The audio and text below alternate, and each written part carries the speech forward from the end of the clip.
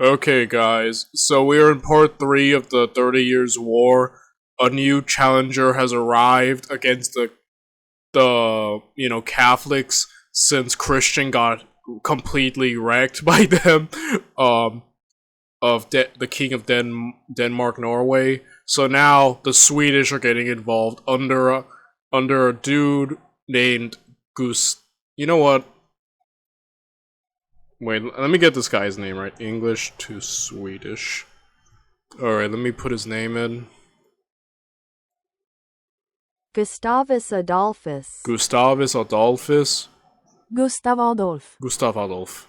I'll call him Gustavus. But, alright. He seems like he's gonna be a new very prominent figure. I kind of want to see him battle Wallenstein, since Wallenstein has kind of been the main guy of the Catholic side, so Gustavus might be the new hope for the Protestants, since Christian ended up becoming a complete bust. So we'll see what the Swedish can do.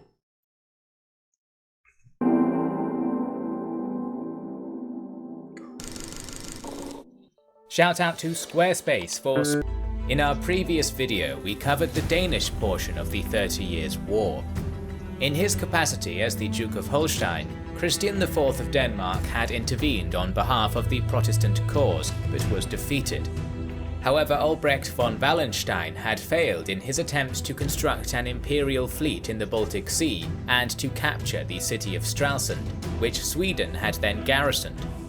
In this episode, the conflict will intensify further into a full-scale European war with the invasion of King Gustavus Adolphus of Sweden. Oh boy.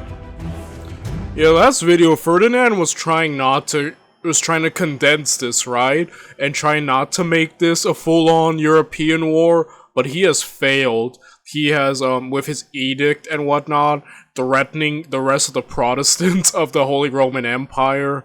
And now Gustavus is about to jump in, and there's already Denmark, Norway. We're already here, guys. Everyone in Europe is kind of starting to get involved now. So it seems like things are about to escalate, and I can't wait to just watch the carnage.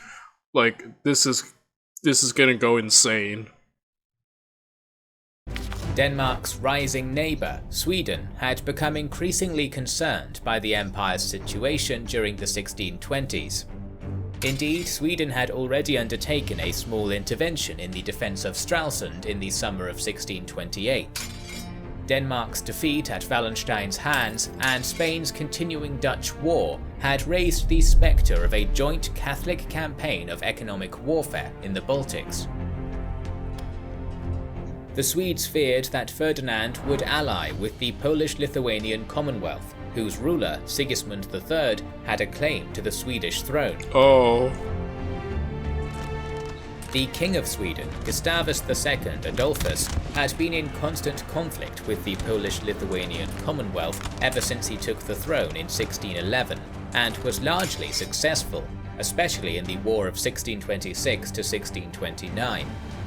The Truce of Altmark between the two sides was signed in 1629. Yeah, so last time we covered Sweden in like a really prominent way was in the Great Northern War, which I believe was the first series of 2025 we covered. That was the beginning of my campaign to make sure I can upload a video every day to this channel.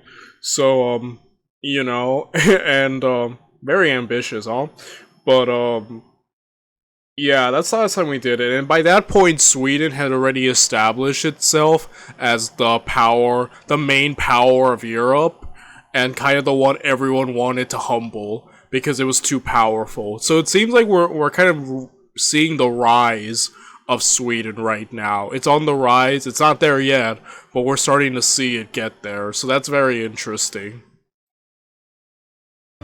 It, being negotiated by French diplomats, stipulated that the Swedes would receive the right to 2/3 of all shipping tolls at Polish-Lithuanian ports until 1635, which helped finance Sweden's war effort substantially. Though the armies fighting for Holy Roman Emperor Ferdinand II had won victories at Lutter and Wolgast, the pressures and costs of maintaining such a large army were beginning to mount. The emperor had chosen to rule by decree, which didn't help his popularity with the princes of the empire. So in summer of 1630, the Diet of Regensburg was convened in an attempt to placate the regional princes. Notably, the rulers of Brandenburg and Saxony did not attend in protest of the Edict of Restitution. This diet only made the situation worse, as the electors who hated Albrecht von Wallenstein forced Ferdinand to dismiss him, and he retired to his Bohemian estates. Oh wow. Considering how much the emperor put into Wallenstein, he was kind of his boy last video, so him retiring him, or at least having to be forced to, is pretty big. And Wallenstein was overall incredibly successful, so I'm not sure if that's gonna deplete the Catholic side. I mean, they have Till. I think his name was Till, right? Who I kind of ignored last video. He himself was successful, but I don't know. I guess we'll see.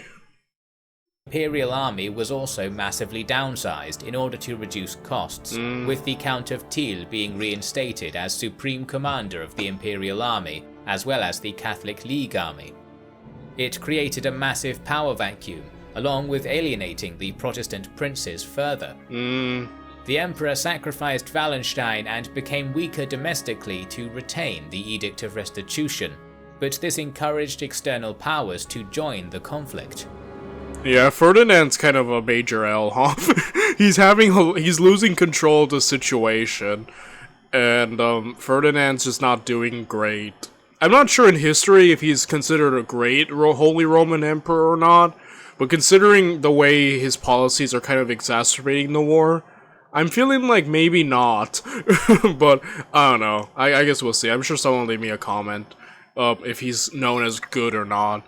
But so far, I'm not getting the impression he's that good as an emperor.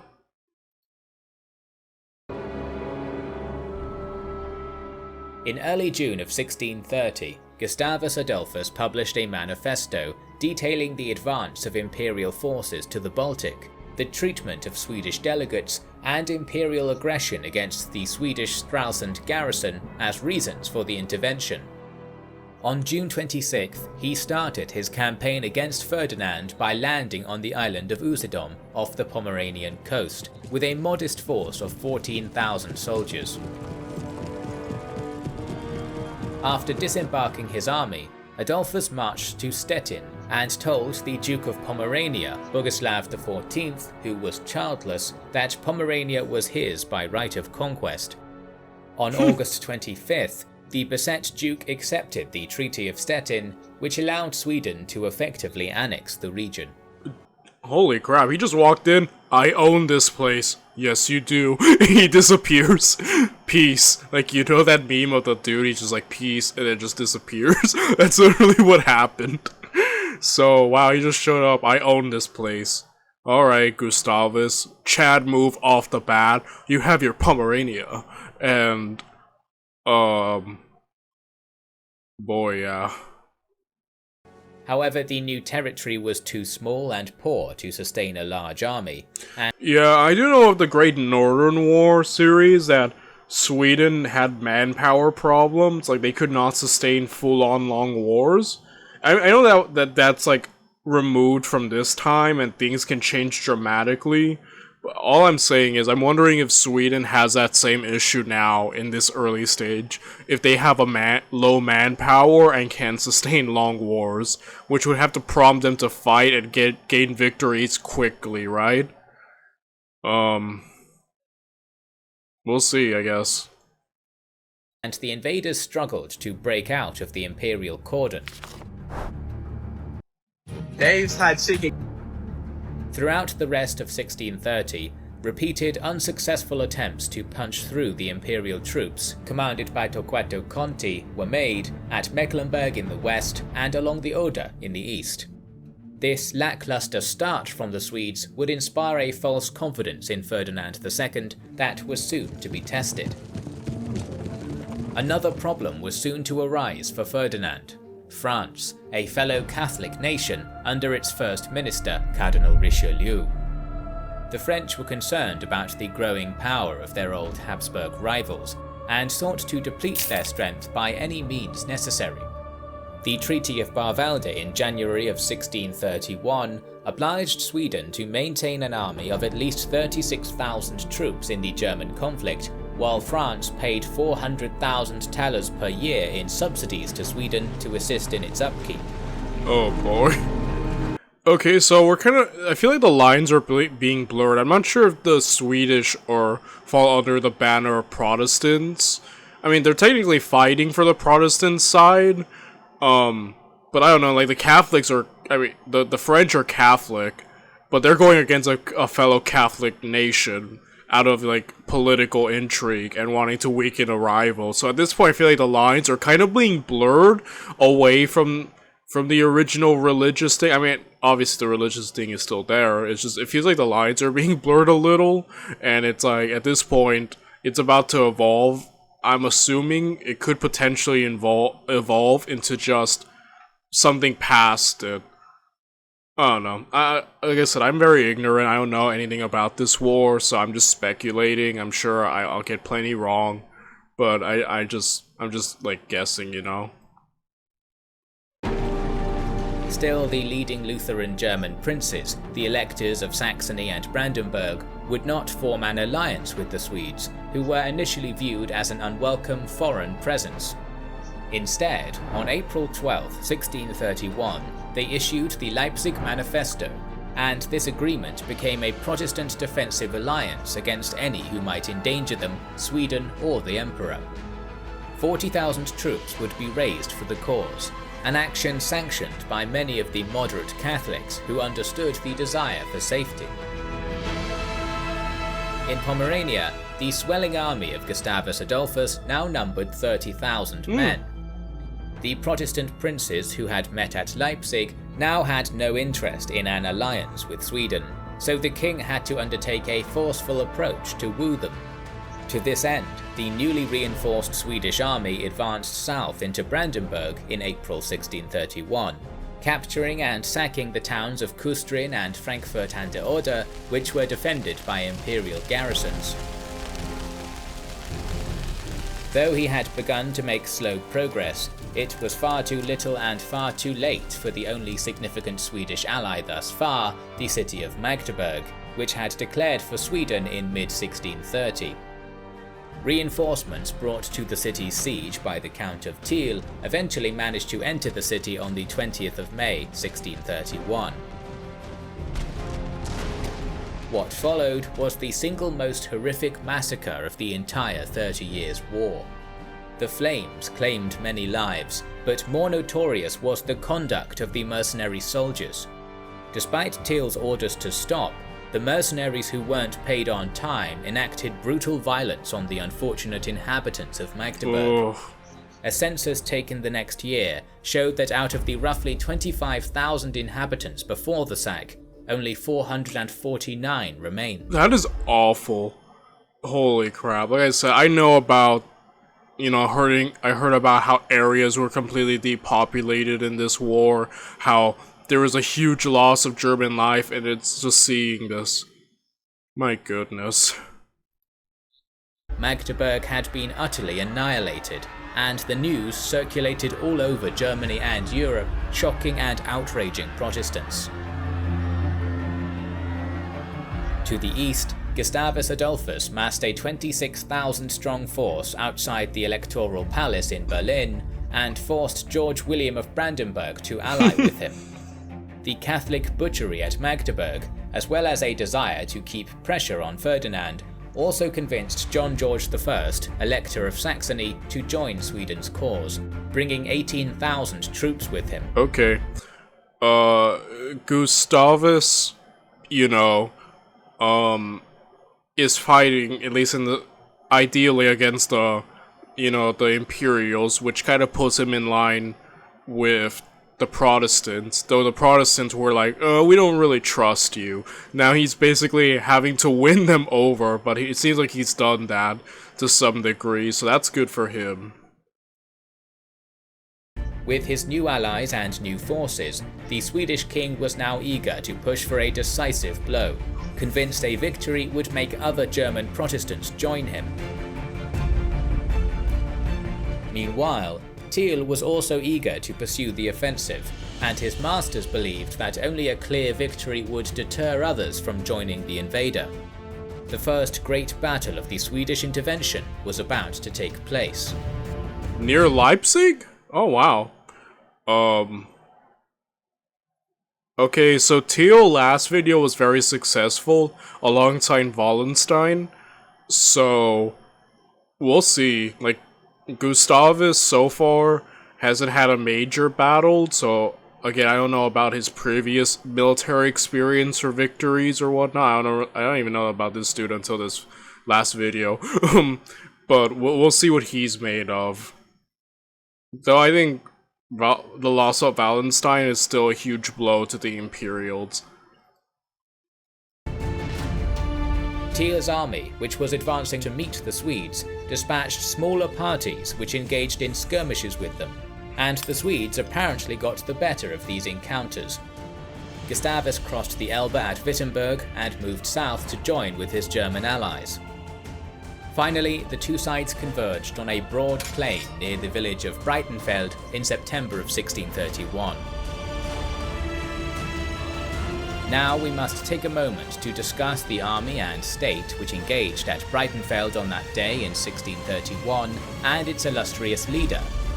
Since 1397, the three ancient Nordic kingdoms had been ruled by Denmark, but Sweden broke away in 1523 and elected Gustav Vasa as their king, beginning the Vasa dynasty.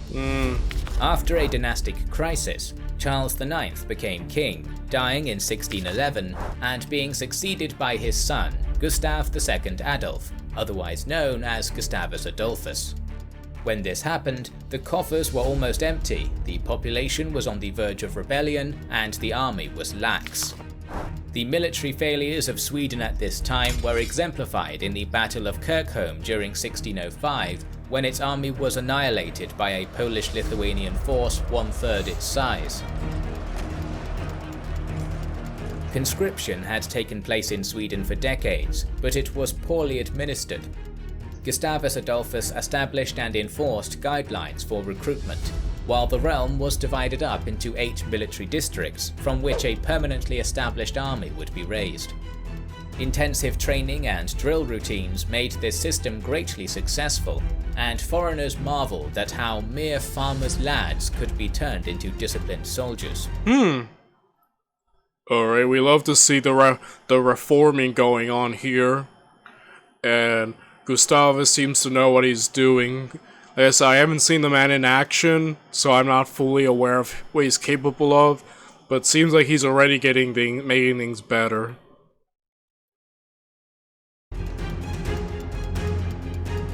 Increased firepower was a key priority for Gustavus Adolphus, who realized that it was the key to victory and was required to compensate for the inferiority of Swedish cavalry. Infantry squadrons maintained the central pike block flanked by musketeers, but with a higher proportion of muskets compared to pikes. Formations were also shallower and broader, bringing more firepower to bear on the enemy. The countermarch was also drilled into the soldiers, during which the front rank would fire a volley and then march through the gaps to the rear to reload, followed by the second rank, and so on. Doubling the files was also a new tactic developed by the king, during which the rear ranks would step into the gaps used for the countermarch in order to deliver a devastating salvo. In addition to the infantry changes, batteries of 4 light 3-pounder artillery pieces were attached to Swedish regiments. They were maneuverable above all else in order to go where they were needed on the battlefield, compared to the heavy cannons which had to stay where they were. Okay. The Protestant army, led by Swedish King Gustavus Adolphus, consisted of around 42,000 troops. 24,000 Swedish veteran soldiers were joined by 18,000 under the Elector of Saxony, but were kept separate. The Swedes were organised into 7 infantry brigades in 2 lines, commanded by Gustavus Adolphus himself. They had 51 field artillery pieces, supported by a battery of 4 state-of-the-art mobile bronze-cast 3-pounder light guns attached to each infantry regiment. Alright, I was impressed by Gustavus's, how he reorganized his army, and I can't wait to see that in action, and just how effective they'll be against the mainly tercios of the Catholic side. Opposite them were the Imperials under Johann Surklaas Graf von Thiel, who had 35,000 men under his command, of whom 7,000 had just completed an exhausting march from the south. Their infantry was organised into 12 large tercios, grouped in threes, and with 2 further battalions on each flank to support the cavalry. The Imperials had 27 field artillery pieces, likely of a heavier calibre than those of the Swedes. Around midday, the battle began with a thunderous 2-hour-long exchange of artillery fire between the 2 sides. In addition to their numerical superiority in number of guns, the Swedes demonstrated fantastic efficiency, firing 3 to 5 volleys for each Imperial volley. Wow. The deeper and more densely packed Imperial tercios suffered especially badly from this bombardment. Okay, good start in the artillery duel for the Swedes. And again, the Swedes may not have the oomph, the power of the heavier cannons, but it goes to show just, again, maneuverability and just the efficiency of the speed and how that can easily negate the heavier power of the heavier artillery. So pretty good start. Gustavus, if he is successful, might be the one to finally turn things around, because so far the Protestants have gotten completely wrecked by the Catholics. So Gustavus might actually be the game changer if he succeeds. But again, dealing heavy damage, especially to the tercios, is probably incredibly key to the victory. When the bombardment ceased, 4,000 Imperial Black Cuirassiers on Thiel's left wing charged without orders, commanded by Gottfried zu Pappenheim. Oh no. Repeated attacks were made on the position of Field Marshal Johann Banner's Swedish cavalry, but to little effect. The small musketeer companies between each squadron of horse fired at point-blank range as the Imperial cavalry charged, disrupting them, blunting the attack, and allowing their own cavalry to countercharge with an advantage. After the 7th attempt to break his wing had failed, Banner sallied forth with his Finnish light cavalry and Swedish heavy cavalry, smashing the depleted Imperial horse and forcing it to flee the field. Why did he charge without orders? Like, surely there must have been some... There's always more to it. I don't want to just be like, he's an idiot. Maybe there's something more to it. But that's just an interesting thing. He mentioned he went without orders to try to do this. Like, what was the game plan? What was the mindset of that? I'm sure someone will leave a comment down below. During this action, the main infantry force under Thiel had remained stationary. However, a subsequent cavalry charge on the Imperial right wing by another 4,000 Catholic League and Croat horse under von Fürstenberg crashed into the Saxon cavalry guarding this area of the battlefield. Seeing an opportunity, Thiel then ordered his tercios to advance in an oblique order formation, diagonally and to the right. By doing this, he sought to concentrate his assault on the untrained Saxon infantry on the Protestants' left flank. Oh, so he breaks through their flank and ideally just unleashes, like, chaos upon Gustavus's left? So yeah. Refusing to engage the Swedes for now. This worked out, and the entire Saxon force routed in front of them, leaving the Swedish flank exposed. Alright, Thiel once again. Thiel is no chump. Last video, he proved to be incredibly successful, and that's wild. The main army just abandoned the center and went to attack one side in particular, and the Swedish just stood there. That's an interesting thing. Like, you think there'd be like some attempt to stop that, but that's just something interesting.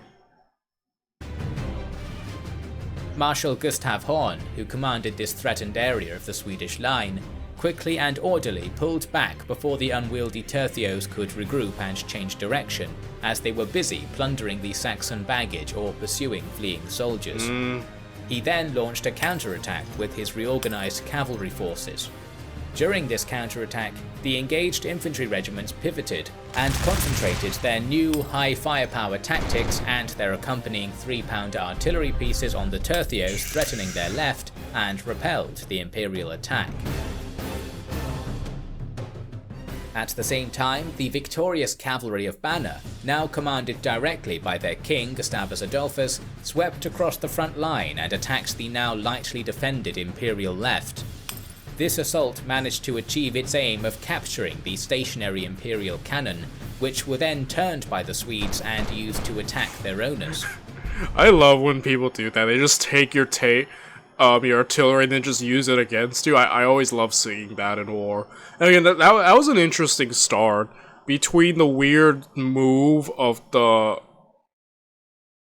getting their left devastated, the Imperials, the main army just attacking one wing, and then immediately the Swedish turning and facing that side.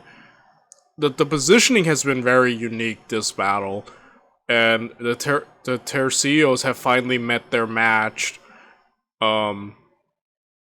It seems, with the innovative, like, Swedish, tactics and whatnot. Marshal Lennart Torstensson, commanding the Swedish field artillery, also maneuvered his lighter, more flexible guns into position. And again, that advantage of how he's able to move his guns easily wherever they need is something so unique and cool about the Swedish artillery advantage. Just look at this, almost like half a square, you know what I mean? And pummels the Imperials as well, hitting them from both sides. After a few hours of this withering firepower, the Imperial forces finally collapsed, and Pappenheim, as well as Thiel himself, were both wounded. 7,600 Imperial soldiers were killed, and a further 6,000 were captured.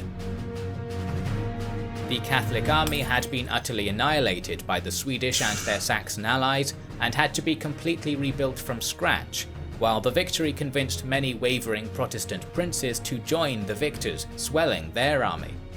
After so many Catholic victories... Dang, Gustavus really shut up and turned things around, and now he's like kind of become the uniting figure for the Protestants to rally around. That's amazing. That's just really cool. In the early years of the war, it seemed as though the Protestant cause was on the rise.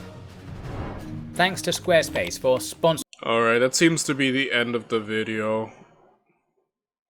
So yeah, I'll end the video right here, but I'm impressed by Gustavus. I can't wait to see more of him. And yeah, I'll end the video right here, and I'll see you guys in part 4 tomorrow. Bye everyone.